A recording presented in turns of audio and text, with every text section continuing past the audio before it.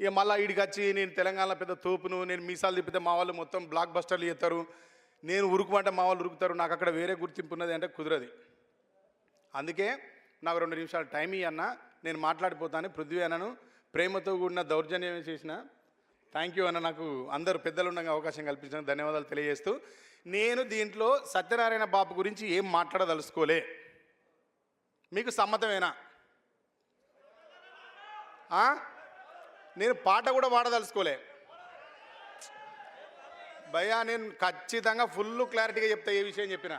నేను బాపు గురించి మాట్లాడదలుచుకోలే. ప్లీజ్ నేను చెప్తా అన్న, పాటలు పాడుకొని వీళ్ళు పాడడానికే పనికెత్తారనే కాడికి పోయినాం, అట్లా కానియద్దు. అరే మన దాంట్లోనే మనం మాట్లాడుకోవాలి కదా. అరే ప్లీజ్ దండం పెడతా, చెప్పేది వినండి, మీతో మాట్లాడాలి. ఎక్కడనే అన్న మంచినీళ్ళు తాగచ్చినావా?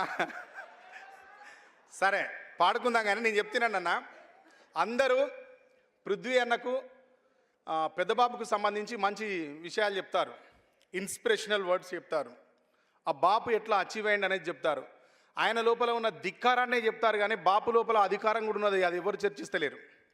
ఇది కూడా చెప్పండి పృథ్వీ అన్నకు దయచేసి. పృథ్వీ అన్నకు ధిక్కారంలో అధికారం ఉంది, దాన్ని కూడా సాధించమని చెప్పండి. ఆ బాపు ఒకసారి చట్టసభకు వేయండు, నువ్వు కూడా చట్టసభలో నిలబడి పృథ్వీరాజ్ అనబడే నేను అంటే చూడాలని ఉందన్న నాకు. నువ్వు ఏదైనా గుర్తుపెట్టుకో, ఈటల రాజేందర్ అన్నెంబడి నేను తిరిగినప్పుడు కరీంనగర్లో మేము ధర్నాలు చేసుడు, ఈ బస్సులను గుద్దుడు, ఈ లారీలను గుద్దుడు, ఈ రైలు లాగబట్టుడు, పట్టాలు వీకేసుడు. రాజేందర్ అన్న పైనుంచి కేసీఆర్ సార్ ఏది తీర్మానం చేస్తే కింద రాజేందర్ అన్న తీర్మానం చేసేది, మేము పోయి పనిచేసేది. మమ్మల్ని తీసుకుపోయి మేము అన్నీ చేసిన తర్వాత పోలీసు వాళ్ళు పట్టుకపోయి జైల్లో కూర్చుని పెట్టేది. ఏం కొట్టకపోయేది కానీ టార్చర్ చేసేది, ఇడిచిపెట్టకపోయేది, బయటికి వేస్తున్నట్టు ఇడిచిపెట్టకపోయేది. అట్లా అటాకులు చేసినప్పుడు అట్లా జరిగేది.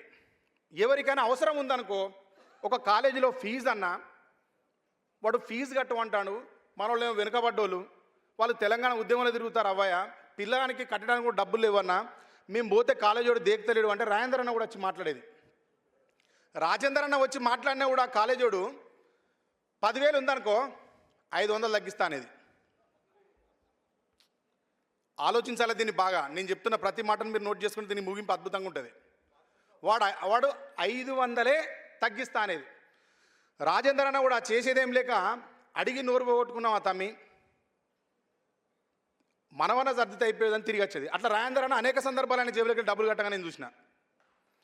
రాజేందర్ అన్న ఆయన నమ్ముకొని తిరిగిన వాళ్ళకు, తెలంగాణ ఉద్యమకారులకు చాలామందికి డబ్బులు కట్టిండు, చదివించిండు. అదైనా వ్యక్తిగత సంపద ఉన్నది వాడు చేసిండు. ఆ తర్వాత ఇంకా కొన్ని చోట్లకు పోయేది మేము, అన్న పలానా కాడ పర్మిషన్ ఇస్తలేరన్నా, ఇక్కడ ఛాయ్ బండి పెట్టుకొని ఇస్తలేరన్నా, పెట్టుకున్న పూర్వం ఆగం చేస్తారన్నా, ఓడు హోటల్ పెట్టుకుంటే బెదిరిస్తారన్నా, పోలీసు వాళ్ళు రాసిన తీసేస్తారన్నా. జమ్మికుంటే మాదే పేరు. వరుసగా ఈటల రాజేందర్ అన్న 6 సార్లు 5 సార్లు గెలిచిండు. ఎటు చూసినా ఈటల రాజేందర్ అన్న పేరే ఉంటుంది. ఇది కలెక్టర్ ఆఫీస్లో పని ఉందన్న అని పోతే కలెక్టర్ ఆఫీస్లో పని చేయకపోయేది, రేషన్ కార్డు కోసం పోతే రేషన్ కార్డు ఇవ్వకపోయేది, నల్లా రాలేదు నల్లా పంపు కోసం పోతే మా అక్కలో నల్ల వేయించాలని పోతే మా అక్క వాడకు పెద్ద మనిషి, తమ్మి ఇజ్జత్ పోతున్నారా జర చెప్పురా అంటే పోయి మాట్లాడితే రాజేంద్ర అన్న దానికోసం మాట్లాడితే కూడా ఏ ఆఫీసర్ స్పందించలే, ఎవడు కూడా లెక్కలో తీసుకోలే. కానీ తెలంగాణ రాష్ట్ర సాధన అయిన తర్వాత ఆయన మంత్రిగా ఎన్నికైనాక చూడాలి భయ్య, కలెక్టర్ కాళ్ళకు చేతులు కాళ్ళు కట్టుకొని వచ్చి నిలబడ్డాడు. ఏం చేయమంటే అడ్జస్టానికి ఏ కాలేజీకి పోయి మేము నిలబడి చెప్తే ఈటల రాజేంద్ర అన్న పేరే పక్కన నిలబడితే వాడు చాలా గౌరవంగా తీసుకుపోయి కూర్చుని అడిగినంత ఇచ్చి చేసి పని పంపించిండు. అదే రాజేందర్ అన్న ఉద్యమానికి అధికారానికి పోరాటాలు చేసే వాళ్ళకు పరిపాలన చేసే వాళ్ళకి ఇంత తేడా ఉంటుంది తమ్మి అని చెప్పిన రోజు. ఆయన ఉద్యమకారిగా ఉన్నప్పుడు పోతే ఎవ్వడు మా మాట వినలే, గౌరవించిరు, అంతే గౌరవం మంచి పంపించారు. కానీ అన్న మంత్రి పదవిలో కూర్చున్న తర్వాత గవర్నమెంట్ వచ్చినాక ఎక్కడికి అక్కడ ఏ పని చెప్తే ఆ పని చేసిరు. కారణం ఏందన్నా అప్పటికిప్పటికంటే చెప్పిన రాజేంద్ర అన్న రోజు పవర్ తమ్మి, పవర్ అనేది సాధిస్తే ఇట్లా ఉంటుంది. అధికారం మన చేతుల్లో ఉంది కాబట్టి మనం చెప్తే వింటారు తమ్మి, లేకపోతే వినకపోతుండే అని చెప్పిండు. పృథ్వీ అన్న మీరు కూడా రాజేంద్ర అన్న లెక్క అధికారం సంపాదించాలి. అధికారం సంపాదించి అందరికీ దాన్ని సంపాదించడం ఎట్లనో కూడా మార్గదర్శకం మీరు అప్పుడు ఉండాలని కోరుకుంటాను. నేను ఈ విషయాన్ని చెప్పడానికే వచ్చిన. తండ్రి ఇప్పుడు మన దగ్గర సామెత ఉంటుందన్న, చెట్టోటైతే ఇత్తోటి అవుతుందా? ఇత్తోటైతే చెట్టోటి అవుతుందా? బాపు ఆల్రెడీ అద్భుతమైన వారియర్. ఆయన తెలంగాణ గురించి పాట రాసినప్పుడు ఆయనకు సమకాలీకులుగా ఉన్నవాళ్ళు, ఆయనతో పాటు కలిసి ట్రావెల్ చేస్తున్న వాళ్ళు, ఆయనతో పాటు ఉండి బతికిన వాళ్ళ టైం లైన్లో ఎవ్వరు కూడా తెలంగాణ గురించి పాట రాయలే. ఇది ఎవరు తక్కువ చేయడానికి చెప్తలేను నేను, ఏదో బాపుని ఎక్కువ చేయాలని చెప్తలేను నేను. ఆయనకు స్పృహ ఉన్నది, ఆ స్పృహ నీకు ఇన్బిల్ట్ వస్తుంది.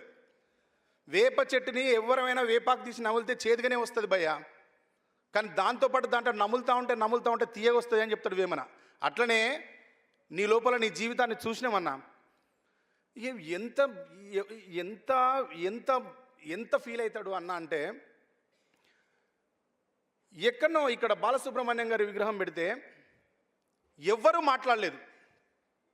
ఎవరు అనే దాంట్లో నేను కూడా ఉన్నా, ఎవరినో నిందించడం కూడా కాదు, దీంట్లో నేను కూడా ఉన్నా. పృథ్వీ అన్న, నేను కూడా మాట్లాడలే.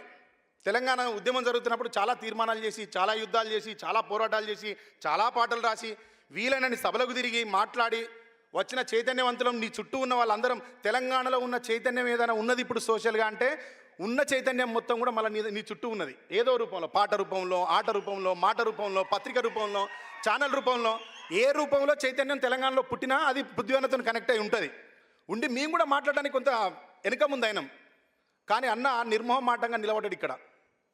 నువ్వు నిలబడ్డప్పుడు నీ వెనకాల తెలంగాణ సమాజం అంతా నిలబడి ఉంటే చాలా బాగుండేదన్న.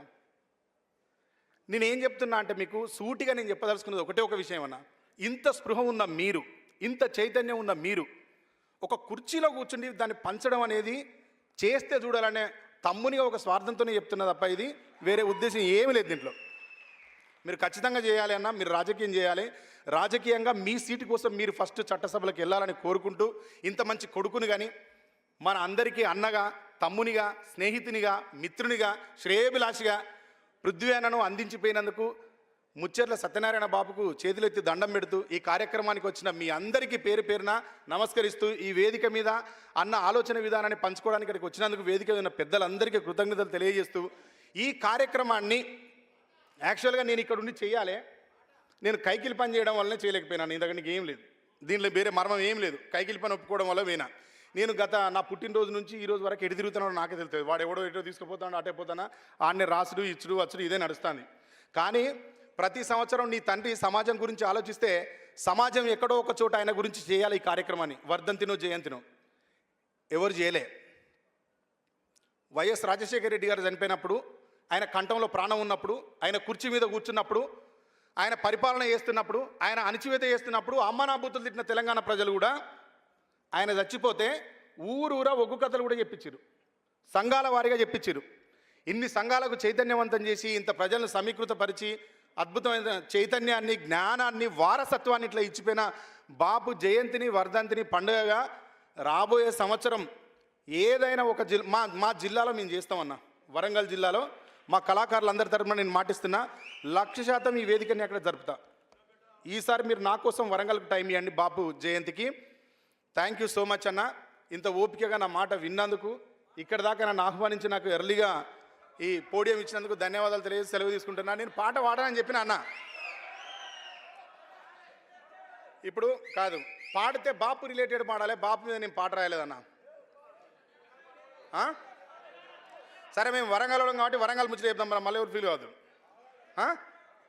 నేను ఇదేదో మా వరంగల్ మీద ప్రేమతో పాడతలేను అంటే, బాపుకి రిలేటెడ్గా వరంగల్లో పుట్టింది కాబట్టి అది ఆయనకు అమిరిపోతుంది అని పాడుతుంది అంతే. ఓరుగల్లు వనం కొత్త చిగురు దొడిగెనో, చిగురాకు దొడిగెనో, నింగి వంగి ఆ కొమ్మల ముద్దులాడెనో, ముచ్చటలాడెనో, మొగిలి చెర్ల మట్టి మీద పూలు పూసెనో, అవి పరిమళించెనో, ఆ పరిమళాలు మోసుకెళ్ళ గాలి వచ్చెనో, చేయూతనిచ్చెనో, రాలిన పువ్వులు కొన్ని రాగమెత్తుతుంటే, పూసిన పువ్వులు మొత్తం పోరుకు సై అంటే, నల్ల మల్లవనం కొత్త చిగురు దొడిగెనో, చిగురాకు దొడిగెనో, నింగి వంగి ఆ కొమ్మల ముద్దులాడెనో, ముచ్చటలాడెనో. Thank you.